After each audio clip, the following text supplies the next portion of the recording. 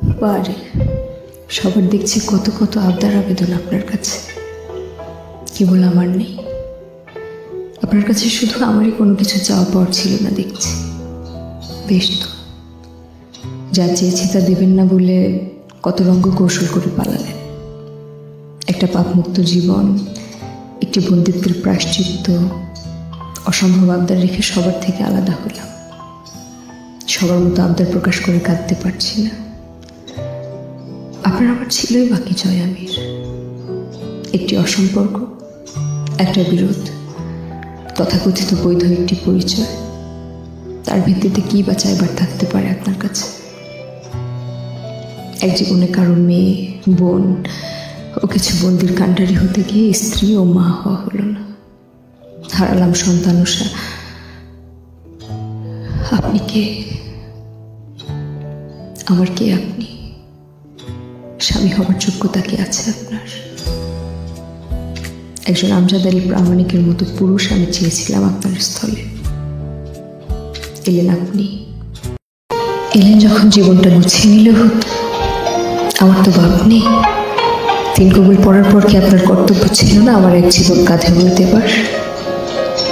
অথচ আপনি আমার রূহ অবধি পুড়িয়ে ছাই করেছেন দিনের পর দিন। জয় আমির, আপনি আমায় দেখেছেন কখনো? যে মেয়েটা একটু একটু করে নারী জীবনের সমস্ত শখ আহ্লাদের গলা কেটে কিছু প্রাণ বাঁচাতে আপনার সাথে লড়াই করে গেছে। শেষে না সে প্রাণগুলো বেঁচেছে আর না সে নিজে। আমার বয়স কত? 24। বুড়ো হয়ে গেছি বলুন না। আপনি আমার এমন এক বৈধ পুরুষ যে হয়ে যাবে কারাবাসে, নয়তো নরকবাসে, আর এই দুটোর কোথাও না গেলে অবাধ পাপাচারে। অথচ আপনি জয় আমির না হলে আমার একটা জীবন হতো,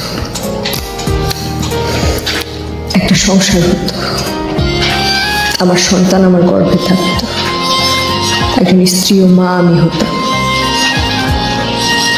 সব কেড়ে নিয়েছেন। আপনি আমার কাগজ কলমের স্বামী। হৃদয়ে কতটুকু জিজ্ঞেস করেছেন কখনো? জিজ্ঞেস করলে হয়তো বলতাম আপনি একটি সূচের বিষমাখা প্রান্ত, যা আমার হৃদয়কে প্রতিক্ষণে খুঁচিয়ে রক্তাক্ত ক্ষত বিক্ষত করেছে। তা শোনার পর কি স্বামী হবার চেষ্টা করতেন? এত হিসেব গর্বে রেখে বর্বর শুয়ে থাকা পাপী পুরুষ আপনি আমার স্বামী নন, আপনি আমার আসামি। দুর্ভাগ্যবশত আমার সন্তানের বাপ।